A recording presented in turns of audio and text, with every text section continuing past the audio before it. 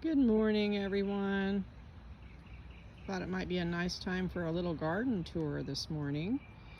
It rained last night apparently because the rain barrel has about 2 feet of water in it that came off of our roof.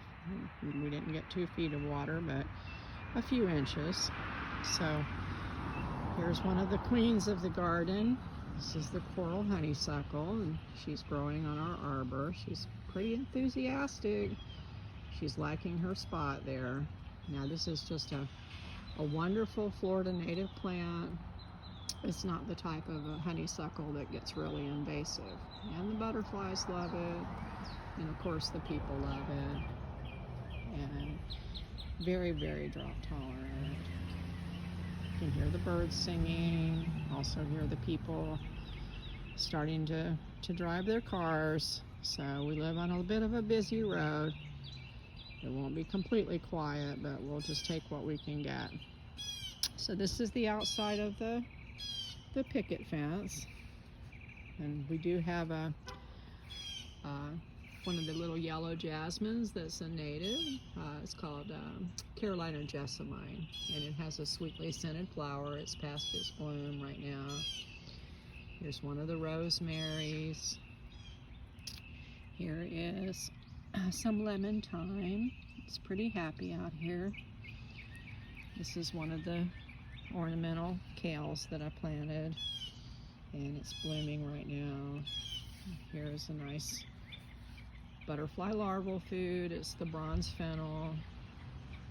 We have a lavender growing right here, and here's her sister. She's growing next to her. Hopefully we'll be able to harvest quite a bit of lavender. Here's my pride and joy. This is the Sweetwater rose that I took a cutting of near Sweetwater Creek, and she's just really, really happy on the fence there. So this one's been blooming for about 3 weeks now, and we still have a few little buds on there, and then that'll be it for the bloom until probably next year. So we have little Sweet Williams, nice old-fashioned flower, just some snapdragons. There was a leer-leaf sage that finished blooming, and lots of arugula. I just threw some arugula seeds out here, and now all the arugula is blooming. It's setting seeds. This is our mulberry, which we never get to eat any of the mulberries because the birds are really active when the mulberry is fruiting, and it gives us lots and lots of shelter from the road. It shades the garden a little bit too much, but hey, that's all right. I'll take it. Okay, I'm moving along the fence row right now and coming down to another rose that's getting ready to bloom right here. And these are the cornflowers that I planted from some seeds that we saved last year. They're mostly blue. I was kind of surprised about that, but maybe cornflowers revert to blue in second and third generations. So there's some yarrow. It really needed some rain, and it's perked up. This is the white yarrow. That's a medicinal type yarrow my friend Ashley gave to us. We're so lucky to know Ashley. And more of the cornflower. There's an ancient coontie palm, beautyberry. Here's a plum tree that bloomed just a little bit. I think I need to plant another plum to give it a pollinator type plant. So over here you see the bamboo that we planted when we first moved in, and the bamboo has grown miraculously. It is clump forming bamboo, so it shouldn't be invasive. Hopefully I'll be able to harvest some bamboo from it to make garden stakes pretty soon. So I'm walking back, going back to the front of the garden. Lots of weeding still to do, but everything that I weed out, then I just give it to the chickens, and they're happy, and they kind of just recycle everything into compost for us. So we're making a kind of a little bit of a closed loop where we may not need to bring in too many outside organic amendments. So I'm walking into the front of the garden, and you can still see there's lots of work that needs to be done, but that's okay. That's what a garden is. Gardens are work, they're pleasure, they're frustrating, they're joyful. I couldn't live without my garden, so there's an elder that I transplanted last year. Hopefully we'll make some medicine from the elder and have some food from it too. There's a Louis Philippe rose that I'm trying to tame a little bit. I took that from a cutting from my friend Levon. And here's the Einsheimer apple that my friend Ashley gave to us. And oh, I see some apple blossoms. I don't think that it'll show up too well on the video, but there it is. Now we have some apple flowers up there. What fun. Some ancient boxwood against the house. That was here before we moved here. Here's a Myers lemon tree. I need to cut back the lemongrass, and the lemongrass will be a wonderful plant we can make tea from, and it's very, very drought tolerant. Okay, here's the front bed that I'm trying to make sort of a permanent type bed where I won't be changing things out. It'll just be a perennial bed. Now here's some comfrey. Comfrey can be used as a fertilizer for plants, as a bioaccumulator. There's more comfrey. Some beautiful purple flowers. So this comfrey came from my friend Ashley, and this one I believe came from Ron, but it's liking it back here. And here is a rose that Lamont gave me when my dad passed away. It's getting ready to open a beautiful, beautiful yellow flower, and it looks pretty happy right there. And here's aloe, one of the most important plants in any garden, a supreme healing plant. There's some of the more golden acre sedum. Garlic chives that I planted from seeds about 2 years ago.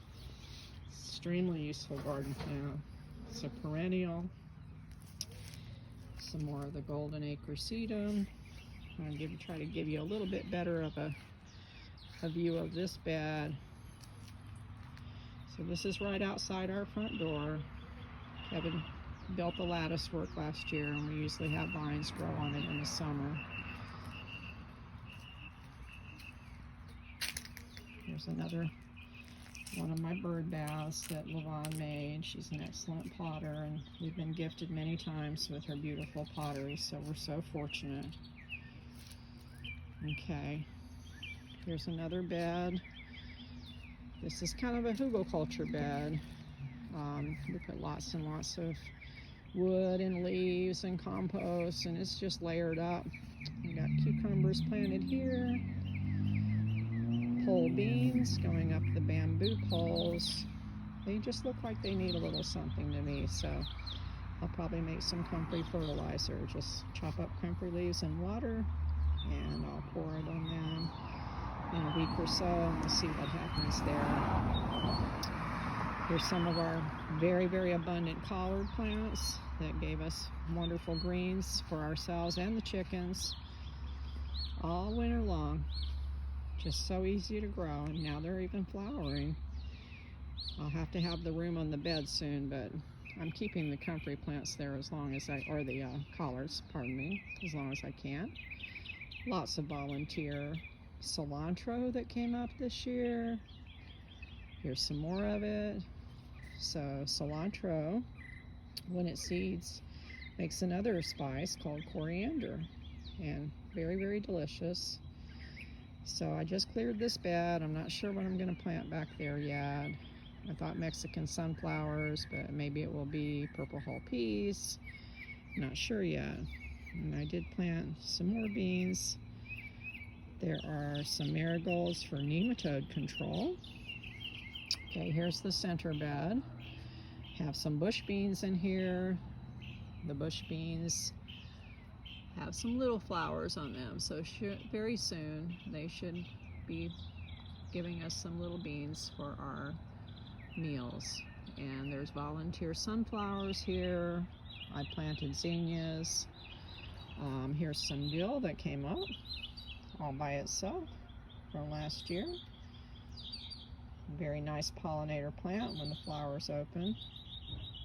More of the cilantro.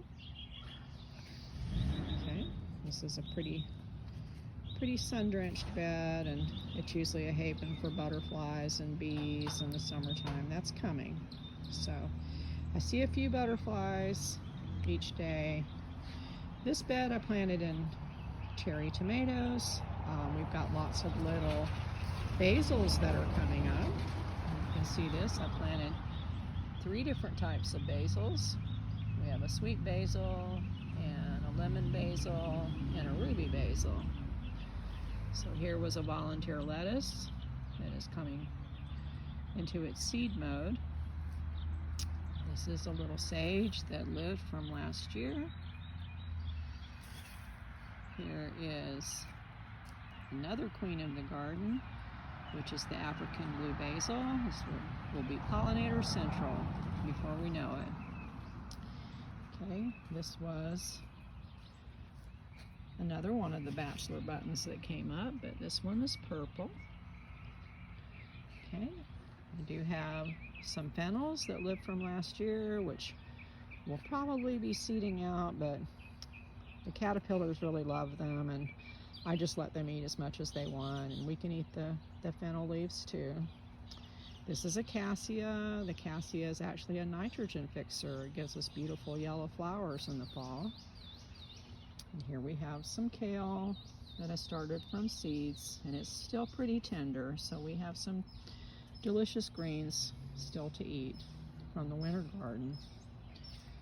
Some more kale right here, and beyond that, some carrots that I planted a little bit late, but maybe we'll get a few carrots from there, and then I'll have to give that part over to something else. This is our tea olive, which has the sweetest scent. I wish I could bottle the scent because it would make the most wonderful perfume. Okay, this is our major herb garden that we have right here, and there's our little garden fairy that came from our daughter Laura long ago, and she's come to every garden that we've ever created. She blesses each garden. Here's the marjoram.